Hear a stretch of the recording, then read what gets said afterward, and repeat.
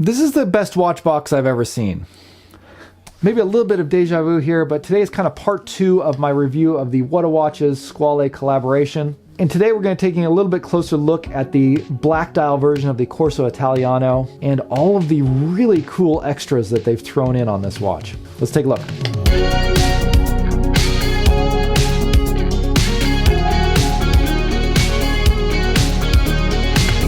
Hey guys, welcome back to Just the Watch. My name's Dave and I live in Japan and I love to collect affordable watches.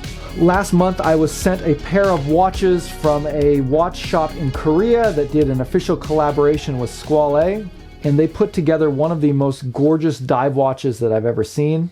They sent over 2 watches. Last month I reviewed the white dial version, the Artico, and they actually told me I could keep one of the 2, and it was a really tough choice, but I wound up going with the black dial version. So that's why you saw the paid promotions flag at the beginning of this video. However, other than the watch itself, I did not receive any compensation, nor did Whatawatches or Squale have any input into the content of this review. So Whatawatches did 2 different versions of the Corso Italiano. The primary differences between them are the dial, the lume, and the strap. I've heard some other reviewers comment on the action on the bezel feeling different. I didn't really particularly notice that on mine, although I did have a minor issue with the bezel action on the black version, which I'll talk about in a minute. Now this is a follow-up review to this watch, so if you're looking for an in-depth detailed review of the Corso Italiano line, I would recommend that you check out the first video. This one I'm going to follow up and talk about some of the important differences and, again, some of the extras that they put into the black dial version. The black dial version is priced a little bit higher than the white dial, and that's because they did put some extra things into it. And as I highlighted in the intro, one of those things is the watch box that it comes in.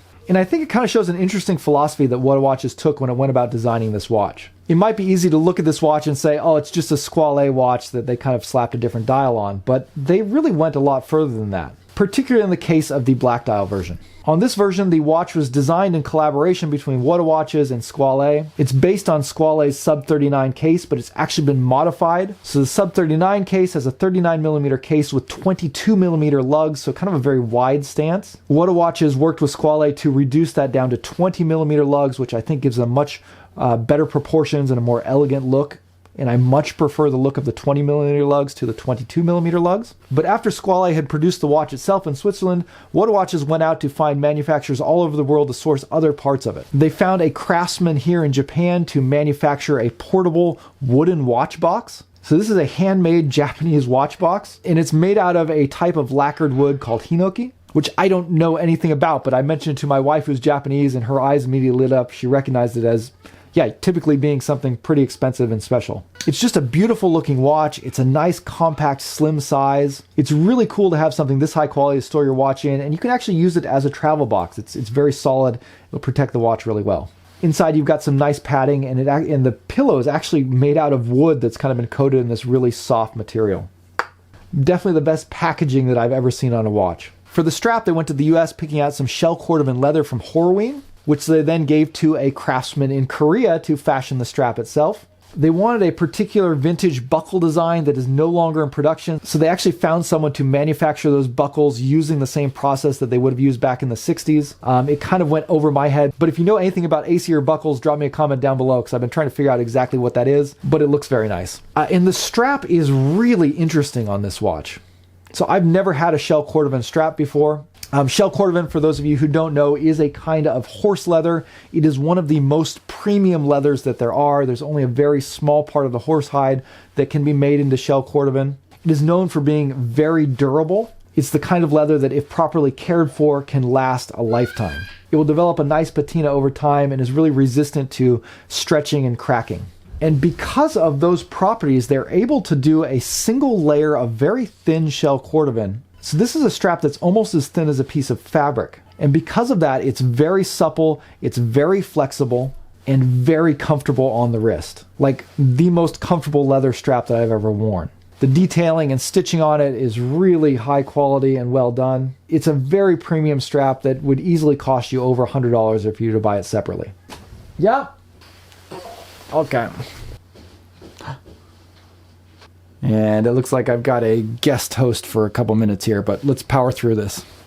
But the main thing that kind of pushed me over to the black dial is just the great vintage look that it has. The dark dial color with that kind of patinaed lume formulation goes so perfectly with the style of this watch. I love that vintage aesthetic, and this watch pulls it off better than any other watch I've gotten my hands on. So I've been really happy with it. It's been a lot of fun having this and wearing it around, and really enjoyed it. Now, I have had one minor issue with the watch, and that's with the bezel action.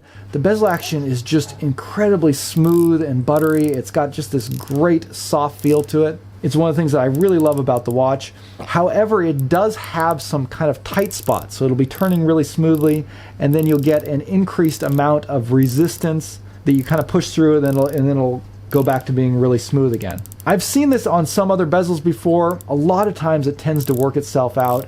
It's a fairly minor thing, and I'm sure Whatawatches would repair it if I sent it back to them. But again, it's so minor, I'm not really going to bother doing that. I'd rather just hold on to it and enjoy it. And yeah, I'll see if it loosens up a little bit in time. But other than that, the watch has been completely flawless. So I've just been completely thrilled with it. Both of these watches are limited editions, so if you want to pick them up, you're going to have to go over to Whatawatches website and get it directly from them. They do ship internationally. There is a bit of a premium price on these compared to the standard Squale sub 39s, but I think they've done a lot to really justify that price. And I think they've produced something really unique and special.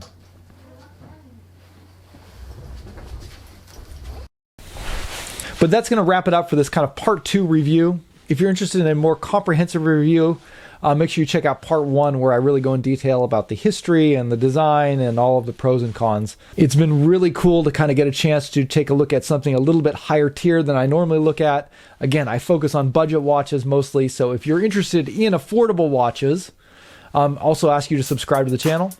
Drop me a comment down below, let me know what you think, but that will wrap it up for today. Thank you guys for watching, and we'll see you next time. Bye.